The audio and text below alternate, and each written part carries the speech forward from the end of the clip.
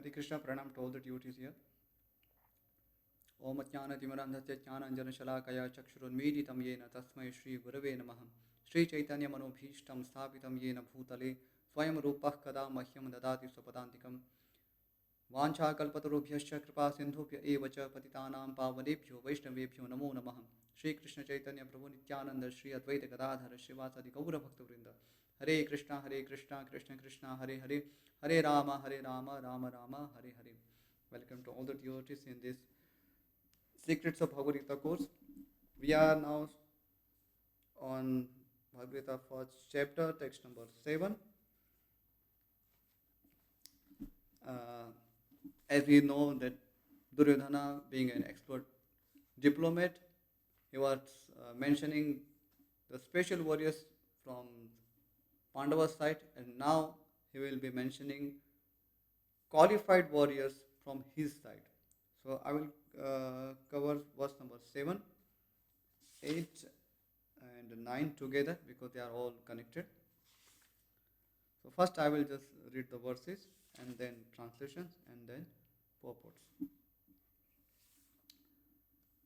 Asmakam to vishishtaye tan nibodha dvijottama nayaka mama sainyasya sanyartham tan bravimite bhavan bhishmascha karnascha kripascha samitinjayah Ashvatthama Vikarnascha saumadattis tathaivacha अन्ये च बहवः शूरा मदर्थे tyakta-jivitah nana Shastra praharanaः sarve yuddha visharadaः. Now translation by His Divine Grace Srila Prabhupada. Duryodhana says, but for your information, O best of the Brahmanas, let me tell you about the captains who are especially qualified to lead my military force. There are personalities like you, Bhishma, Karna, Kripa, Ashvatthama, Vikarna, and the son of Somadatta called Bhurishrava, who are always victorious in battle. There are many other heroes who are prepared to lay down their lives for my sake. All of them are well equipped with different kinds of weapons and all are experienced in military science. So now I will read purports to text 8 and 9 together because there is no purport to text 7. Duryodhana mentions the exceptional heroes in the battle, all of whom are ever victorious. Vikarna is the brother of Duryodhana, Ashvatthama is the son of Dronacharya, and Saumadatti or Bhurishrava is the son of the king of the Bahlikas. Karna is the half-brother of Arjuna, as he was born of Kunti before her marriage with King Pandu. Kripacharya's twin sister married Dronacharya.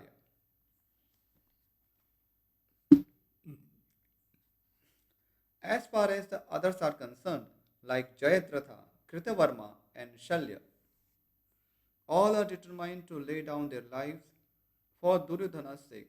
In other words, it is already concluded that all of them would die in the battle of Kurukshetra by joining the party of the sinful Duryodhana. Duryodhana was, of course, confident of his victory on account of the above-mentioned combined strength of his friends. So,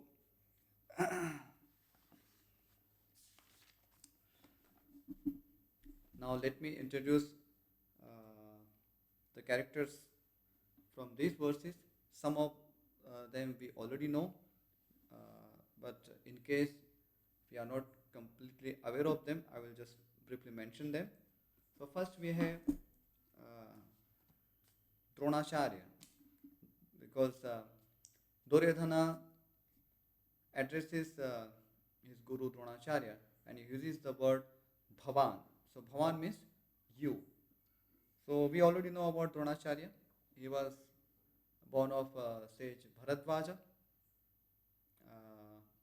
and he learned military art from Lord Parshurama, and he was invincible in fight. So only if he wishes he could die, otherwise no one could kill him. So that was Dronacharya. Then we have Bhishma.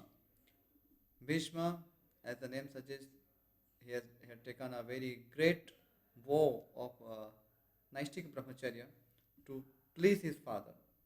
There is a long story. I will just make it brief. Maharaj Shantanu, who was father of Bhishma Deva, uh, he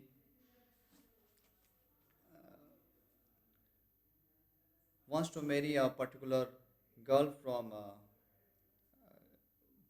who belonged to a fisher caste, but it so happens that the father of that fisher woman, he put one condition that only son born of this uh, fisher woman or his daughter would rule the kingdom. So that was the condition, and because of that, Maharaj Shantanu could not proceed with his marriage. Somehow, Bhishma Dev gets this information from his ministers, and he missed that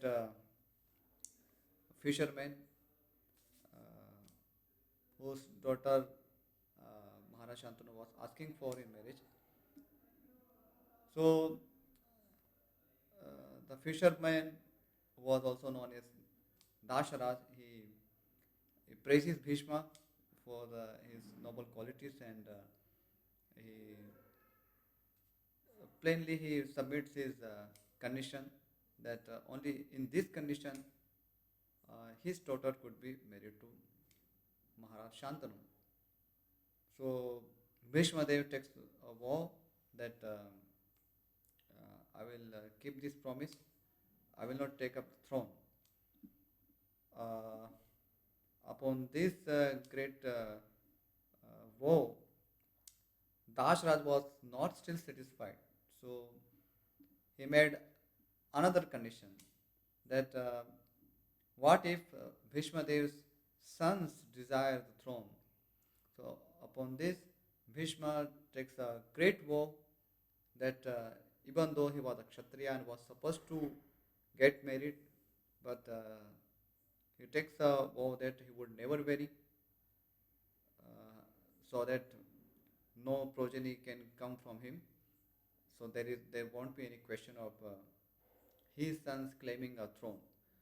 So because of this great vow of Brahmacharya, Bhishma Dev was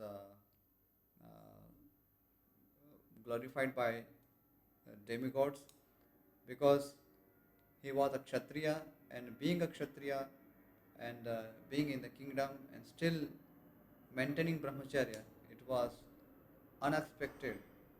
Uh, but still, Bhishma Dev uh, took that vow, and it was expected from a Kshatriya to keep his vow. So that was Bhishma Dev. Bhishma Dev, uh, he was born of Maharaj Shantanu, but through Mother Ganga. There is a long story for that, so I won't go in that detail.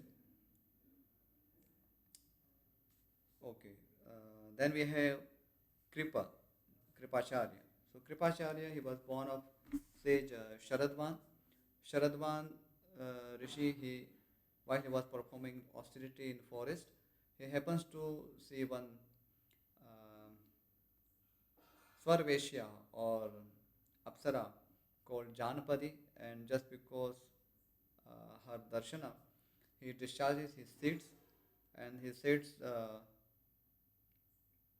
fell on the ground on on particularly on some grass, and because out of that seeds, two children were born. One was called Kripa, and another was Kripi. Kripi was a daughter, and Kripa was the son. So later, this Kripa and Kripi were brought up by Maharaj Shantanu, and Kripi, when she grows up, she in Kripi in her youth, she gets married to Dronacharya, and from Kripi there appears Ashvatthama. So that's about Kripacharya and Ashvatthama. Now then we have Vikarna. Vikarna is one of the 100 sons of Maharaj Dhritarashtra. When Draupadi was getting insulted in the assembly of Kurus, and when she was put in such an uncomfortable situation, that time it was Vikarna who raises a genuine concern for Draupadi Devi. But unfortunately, he had to take side of Dhritarashtra, and he gets killed by Bhima. The next is Saumadatti. Saumadatti, as the name suggests, he was the son of Somadatta, and his real name is Bhurishrava. Prabhupada also mentions that Bhurishrava is the son of a king of Bahalika. So he was son of King Bahalik, and Somadatta, he is the son of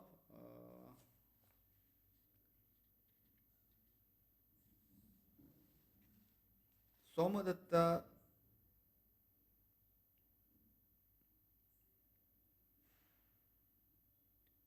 I'm sorry. Somadatta is the son of Bahalik, and Bhurishrava was the grandson of Bahalik. Sorry for my mistake. So this is Bhurishrava.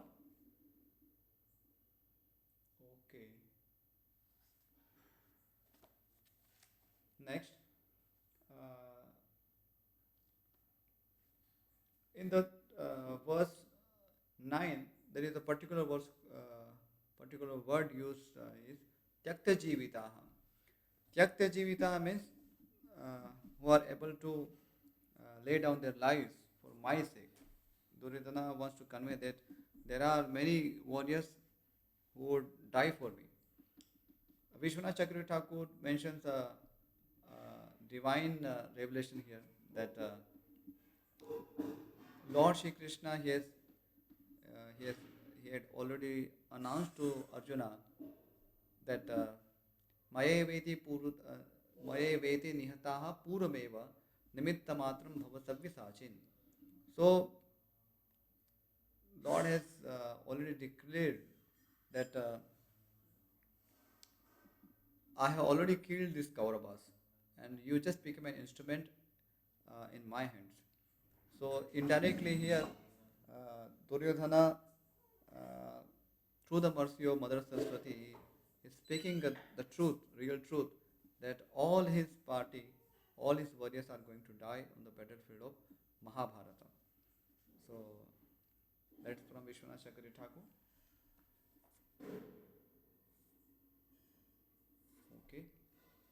Regarding this word Shastra, Shastra is a weapon that is held in hands, whereas Astra, there is another word used, it's called Astra. Astra means a weapon which is supposed to be thrown at enemy side. So Astra means we have to throw that weapon, and Shastra means we have to hold up that weapon and fight. That's the technical difference between Shastra and Astra. And now I will read text number 10. Aparyatam tadasmakam balam bhishmabhirakshitam paryaptam tvidametesham balam bhimabhirakshitam. Translation and purport by Devankar Prabhupada. Duryodhana says, our strength is immeasurable, and we are perfectly protected by grandfather Bhishma, whereas the strength of the Pandavas, carefully protected by Bhima, is limited. Purport: herein an estimation of comparative strength is made by Duryodhana. He thinks that the strength of his armed forces is immeasurable, being specifically protected by the most experienced general, grandfather Bhishma. On the other hand, the forces of the Pandavas are limited, being protected by a less experienced general, Bhima, who is like a fig in the presence of Bhishma. Duryodhana was always envious of Bhima because he knew perfectly well that if he should die at all, he would only be killed by Bhima. But at the same time, he was confident of his victory on account of the presence of Bhishma, who was a far superior general. His conclusion that he would come out of the battle victorious was well ascertained. Now, here Vishvanath Chakravarti Thakur gives another perspective on the words of Duryodhana. So Prabhupada explains in a very simple and straightforward manner that why Duryodhana considers that his side was strong, because he gives the reason that Bhishma is protecting our side. So Bhishma is an invincible warrior, and no one can defeat him. So whereas Bhima, who is also a powerful warrior, but still he was less qualified than Bhishma. So that's a very simple analysis we can easily understand. But Vishwanath Chakravarti Thakur explains it in a different way.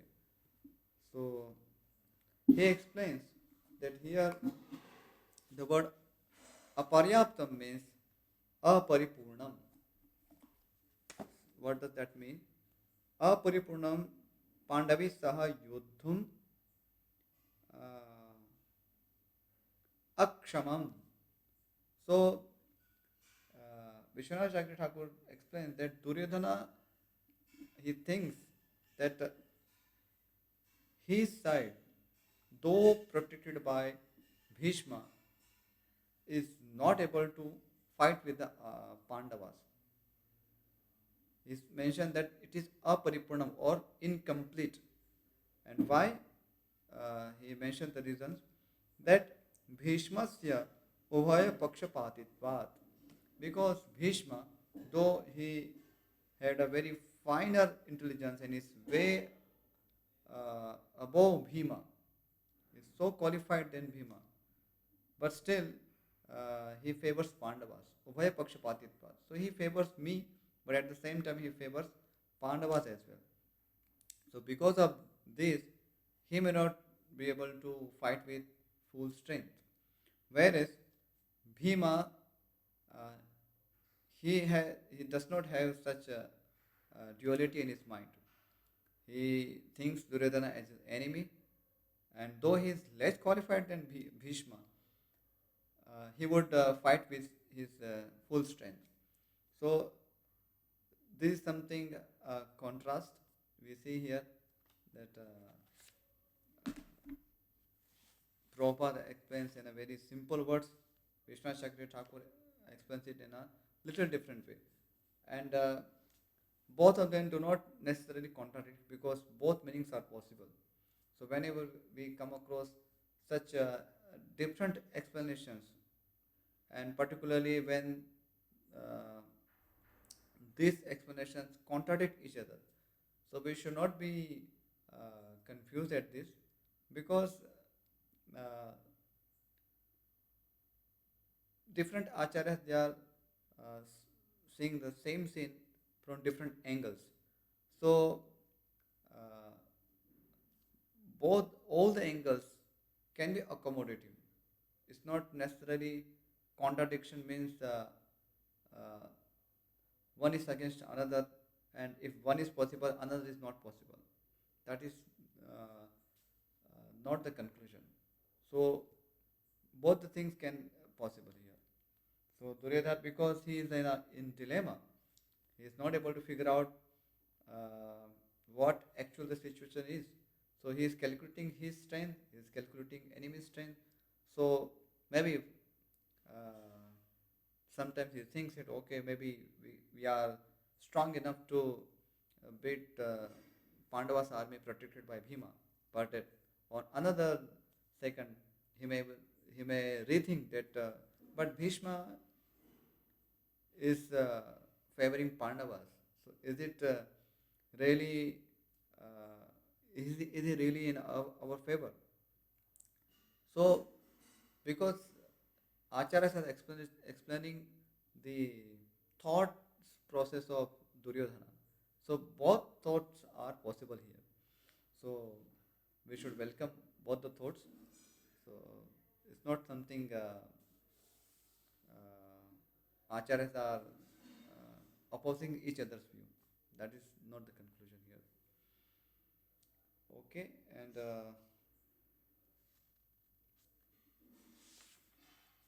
now I would read the text number 11. अयनेषु च सर्वेषु यथा भागमवस्थिताः भीष्ममेवाभिरक्षन्तु भवन्तः सर्व एव हि. Translation and purport. Translation: all of you must now give full support to grandfather Bhishma as you stand at your respective strategic points of entrance into the phalanx of the army. Purport: Duryodhana, after praising the prowess of Bhishma, further considered that others might think that they had been considered less important. So, in his usual diplomatic way, he tried to adjust the situation in the above words. Here we can clearly see Duryodhana, he is judging the situations. Now he first praises Dronacharya and Bhishma. First he praises Dronacharya. He mentions Dronacharya first because that's the etiquette. Dronacharya is a Brahmana, and Brahmanas are considered superior than Kshatriyas in a Varna hierarchy. So first he mentions Dronacharya and then he mentions Bhishma.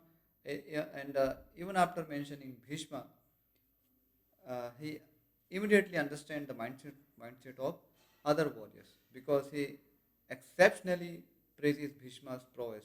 So Prabhupada explains that others might feel what to say less important. That if Bhishma is able to do everything, then why are we here? So understanding this mindset of other warriors, Duryodhana immediately tries to settle the situation by mentioning that no, Bhishma is powerful, but still he is an old man, so you all must protect him from all sides. So that's his diplomatic dealing. Continuing the purport, he emphasized that Bhishma was undoubtedly the greatest hero, but he was an old man, so everyone must especially think of his protection from all sides. He might become engaged in the fight and the enemy might take advantage of his full engagement on one side. Therefore, it was important that other heroes not leave their strategic positions and allow the enemy to break the phalanx. Duryodhana clearly felt that the victory of the Kurus depended on the presence of Bhishma Dev.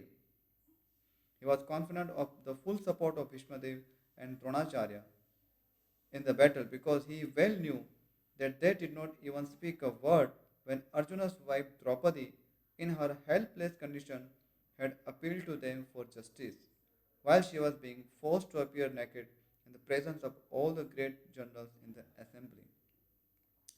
Although he knew that the two generals had some sort of affection for the Pandavas, he hoped that these generals would now completely give it up as they had done during the gambling performances. So here again, Duryodhana calculates how Dronacharya and Bhishma, though they had some affection for Pandavas, but they would not favor Pandavas at this moment, at the moment of war, because they had already showed their obedience to Duryodhana. So Prabhupada narrates the incidents of Draupadi's insult in the Kuru assembly when Duryodhana proposes to get Draupadi in the assembly and get her naked. So Draupadi, when she was put into such an uncomfortable situation and was begging from all the members of the assembly, particularly Bhishma and Drona. At that time, Bhishma and Drona could not help her. Uh, Somehow that they uh, managed to escape answers by mentioning that it is difficult to say what is what, so we can't really give any judgment on the questions of Draupadi. So sometimes devotees and people in general also misunderstand the actions of Bhishma and Drona. However, we should understand that Bhishma and Drona, they were not some ordinary men. Uh, Both knew dharma well, and even Draupadi, she knew very well that if she is sold to Duryodhana or Kauravas, then she had no other option. And that is why when she puts her questions in the assembly, the question was about whether she was sold before Yudhishthira and other Pandavas lost themselves. If the Pandavas have lost themselves, then they have no right to sell Draupadi. So that was her argument. But if uh, Draupadi was sold before losing the Pandavas, then it made sense. So, uh, so Draupadi knew that sometimes it may happen that in such a complicated world, there could be such scenario that husband uh, just to protect his dharma may have to sacrifice his wife, or not just wife but sons and so many other things. So she could appreciate that. At the same time, she also knew that by following dharma, Lord Krishna would protect her and her husbands.